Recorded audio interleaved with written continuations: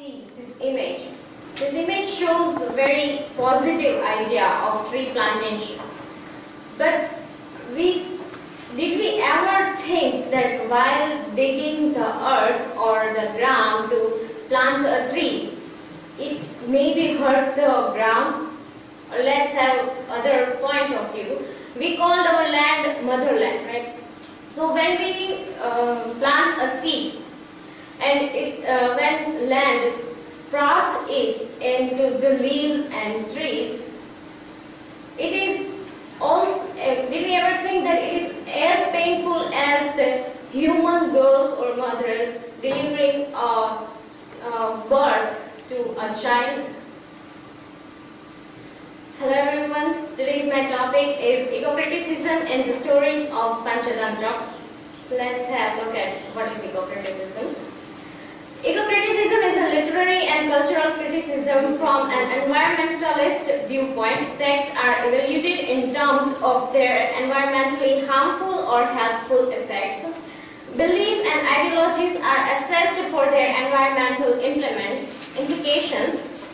Ecocritics are analyzed the representation of nature in literary work. Basically, they analyze what is literature shows in nature or how they interpret the nature in literature. Here I embed the link of article of Rayjada and there is all information about environmentalism and ecocriticism. And in that link, these all concepts are very deeply showed there. Here I put only of them which shows the eco in the word. First is ecology. Ecology is scientific study of natural interdependencies of life forms as they relate to each other and their shared environment. Normally it is like a nature which surrounds us. Then ecosystem. An ecosystem is a local set of condition that supports life. We can have example of any particular forest that this forest has this kind of ecology or ecosystem. Then ecological niche. The niche within the ecosystem is the space the species occupies, the space which how they live in the temperature and food and everything matters in ecological need. Then the food chain. This term describes one of the sets of relationship that makes an ecosystem the way in which energy circulates. The food chain, that how one animal eats other and that type of thing. Then anthropocentrism and ecocentrism. Anthropocentrism is like placing human in the center of everything, and other forms of life and everything is become a resource to consumed by human beings. And ecocentrism is, we cannot put, but we try to or imagine to put nature in center rather than human. Then ecofeminism. There is one question by Sherry V. Ortner in his essay that is female to male, is nature is to culture. Here he wants to say that as in our culture, the female is subordinate to male. It is the same way that the culture, the nature is also subordinated to culture. Let's have a look at ecocriticism in Panchatantra. Panchantantras are stories for children to give them moral lessons. And here I try to put my point of view as ecocriticism in Panchatantra. So first thing, humans in body of animals. Panchantantras are stories in which animal world and forest and everything is represented. So they are just by body animals. They are very much like human beings in that all stories, because their lifestyle and there are stories of kings and friends and enemies. So they are not like that. The king has a court and they show lion as a king and lion has a court where all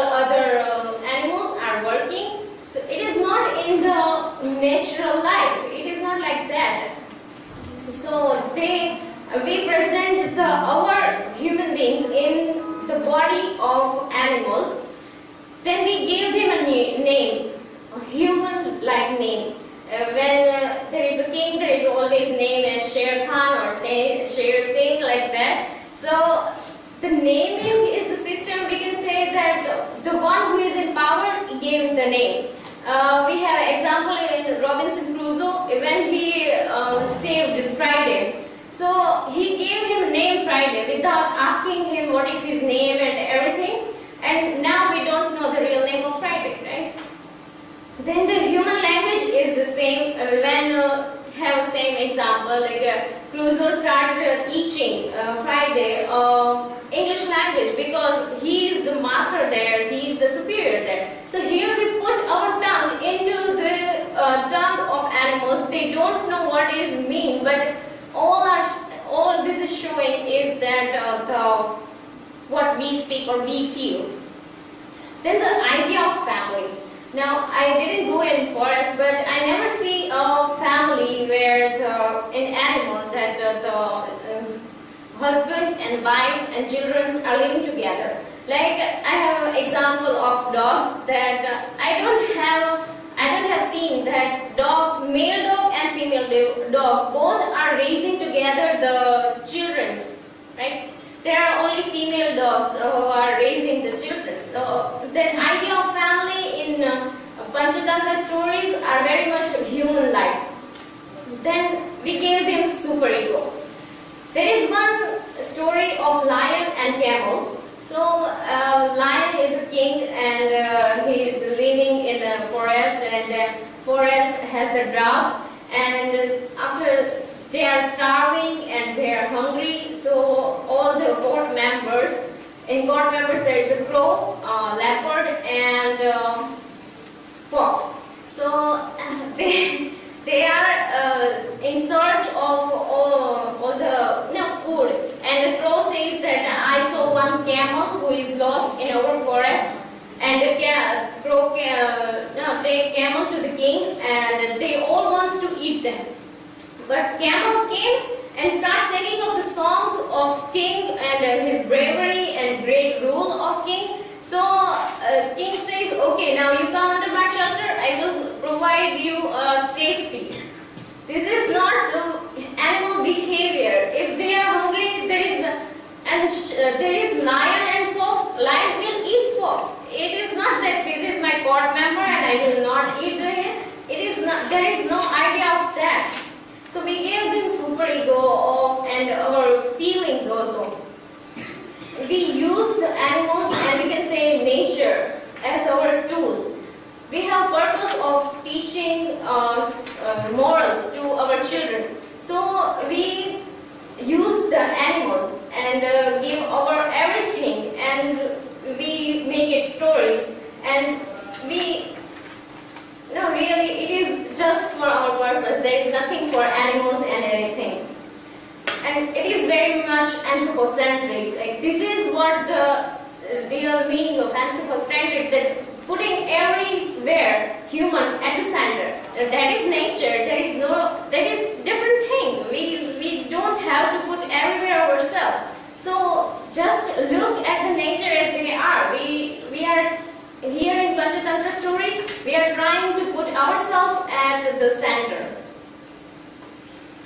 In this image, you can see that there is a pyramid, which this shows that pyramid shows that it is anthropocentric, and this other circle shows that it is ecocentric. In pyramid, everything by the trees and animals, everything is under the man, and man at the upper position, and a man has every power to control everyone. And in ecocentrism, everyone is the part of the natural system. So there is everyone equal. So it is not like that someone is in power. So to conclude, I want to say that it is beneficial to the world as soon as human race starts believing that they are not the center of natural system, but they are the part of the natural system.